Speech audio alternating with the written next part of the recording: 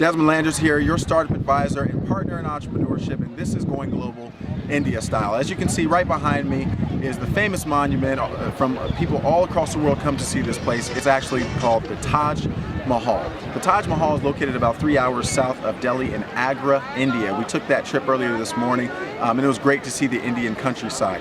It's one of the most beautiful places on the planet I've ever been. Many of you know we've been to a lot of different places across the world, seen the pyramids, but this is one of the monuments that actually trumps that. Now, just to give you a couple of facts before we turn this into an entrepreneurial conversation, as you know I like to get into.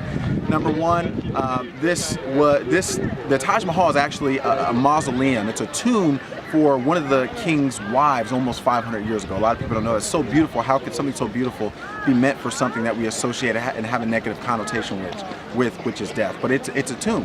And the reason it was built was because one of the king's wives had actually passed away, and he wanted a way to give her a proper passing and a proper memorial. This took 22 years to build. It was started, or the ground was broken in 1631, and it was opened in 1653. It cost about $22 million, and I think about 20,000 men worked on this, and some of them even gave their lives to bring the monument that you see behind me today. Now, one of the major interesting facts that's interesting about this is that if you actually come to the Taj Mahal, you'll see that there's insignia, you know, all types of writing and flowers and paintings, or the things that look like paintings, but none of it's actually paint.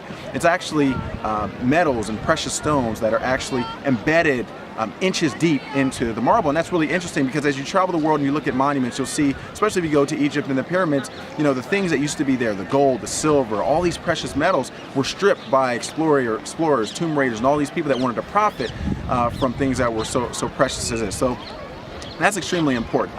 Now, I found out from our very nice tour guide today that 2,000 people a day keep the grounds up here, which is very interesting. I mean, there's tons of people here.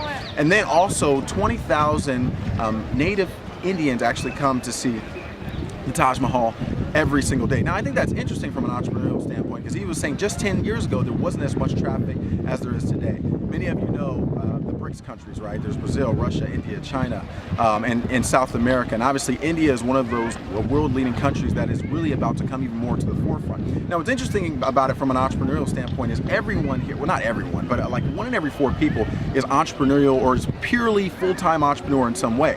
And so I was doing some research and I found that India, actually behind Malaysia, I believe, is the world's #2 second largest shadow entrepreneur economy. And what that means is for every one business that's actually registered with the government, there's 127 that are not. So these are food vendors.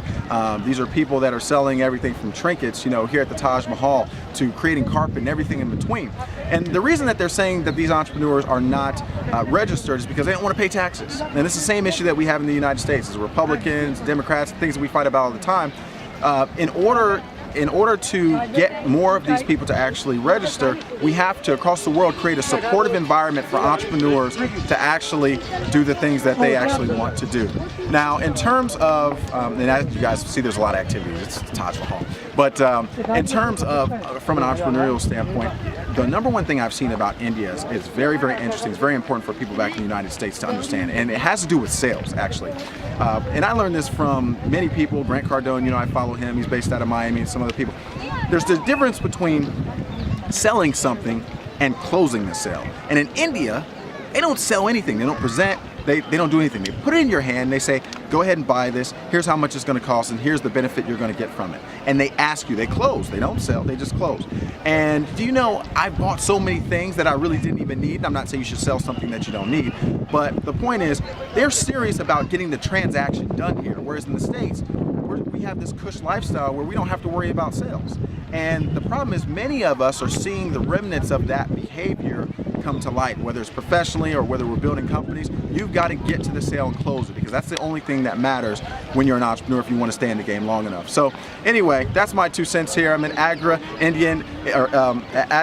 Let's kind of go around here and you'll be able to see a little bit of you know, what's behind me. You've got some of the beautiful, like, you know, water scenery here. And everything here is symmetrical. So if you saw the Taj Mahal behind me, from the tomb in the very middle all the way back to some of the beginning gates, it's straight. It's a straight line. It's one of the most symmetrical buildings in the entire world. And so, actually, and also on both sides, you've got a mosque and you've got other buildings. Now, what we found is that these buildings here are actually not even used, but just from a symmetrical standpoint, or I think this building is, but from a symmetrical standpoint, you know, they just wanted to go ahead and build it just to make sure everything was on point. So anyway, you can find out the rest of this stuff online, but I'm happy and I'm in India with my friends, and I wanted to just give you a quick message about entrepreneurship and the great things I've learned so far being in India. I'm Desmond Landers, your startup advisor and partner in entrepreneurship, and I'll see you soon.